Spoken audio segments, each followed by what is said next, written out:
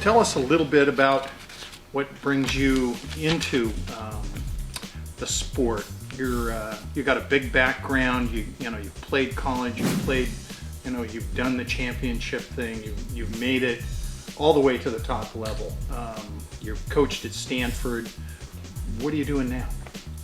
Right now I'm working in sales for Warrior and Bryan, and it's a great position actually because it allows me to stay on the front lines, both on the equipment side with the manufacturers and with the stores, but it also allows me to get out and work with kids on a face-to-face basis, show them how I grew up playing the game, show them all the new gear, and to make sure that people on the West Coast, when they're learning how to play, they're not only learning the game correctly, but they're getting the lowdown on what all the best gear is and really doing things the right way.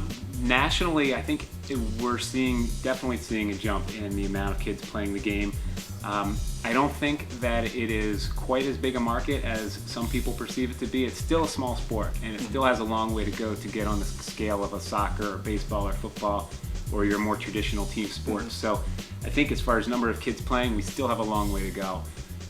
But the 18% in 1 year in a slow year up here, I mean, that's pretty impressive. And I think that I've seen similar growth down in the Bay Area.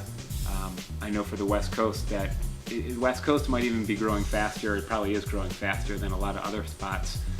The kids are really choosing it as their number one sport. I think we're seeing a lot more now than we used to. And that's really exciting because you're getting the top level athletes choosing the sport, which is going to translate to more of those kids having opportunities to play in college, and it's going to just get more exposure for West Coast lacrosse. If you had a message for the kids out here, what would that be?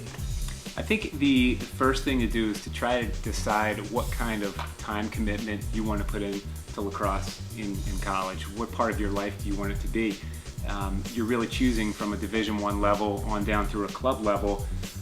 You're choosing a time commitment, and at a Division I, you're probably practicing on the field 3.5 hours a day in season, and then your off-season workouts are every day for at least an hour or so.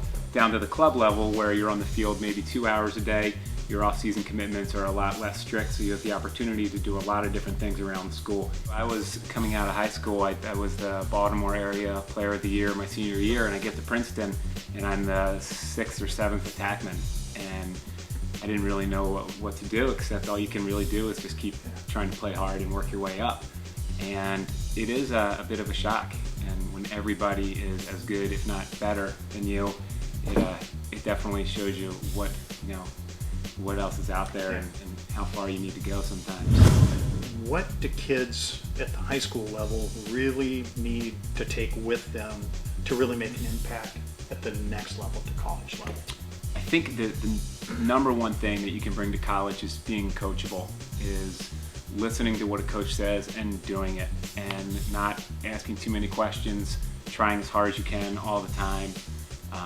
Watching the upperclassmen, the seniors, see how people that have been around for a while, what they do and how they are on the field. That's a good indicator of what you need to be like to get some playing time and get out there. At the youth level, what do you think it really takes to really get noticed, to really make that impact statement at the high school level? I think at the youth level, and actually it's probably at the high school level as well, moving into college, at all levels really, improving your stick work I think is the number one thing that almost every player can do, even guys in college that are trying to get better, constantly working on their sticks. If you watch a high school game on the East Coast in Baltimore and watch a game out here, you'll notice the difference in stick skills, and it's just the fact that people have been playing longer back east, but that's not to say that you can't work on it more out here. I think that just having the stick skills be the second nature to you. Never have to worry about catching or throwing, getting your shooting up if you're an offensive player, or your footwork as a defensive player, but really getting your stick to that next level is something that can set you apart from teammates.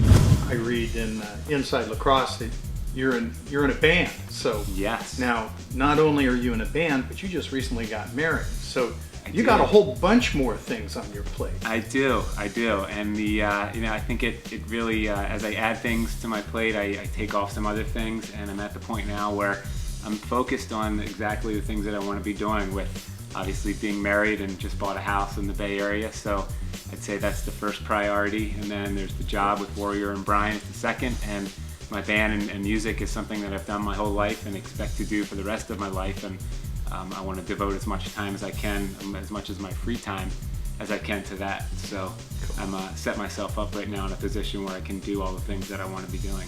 Hey folks, this is Bill Lake with Bigfoot TV. Want to thank you for joining us. Lorne Smith, thank you very much for making it here. We really appreciate you taking the time. Thank you, Bill.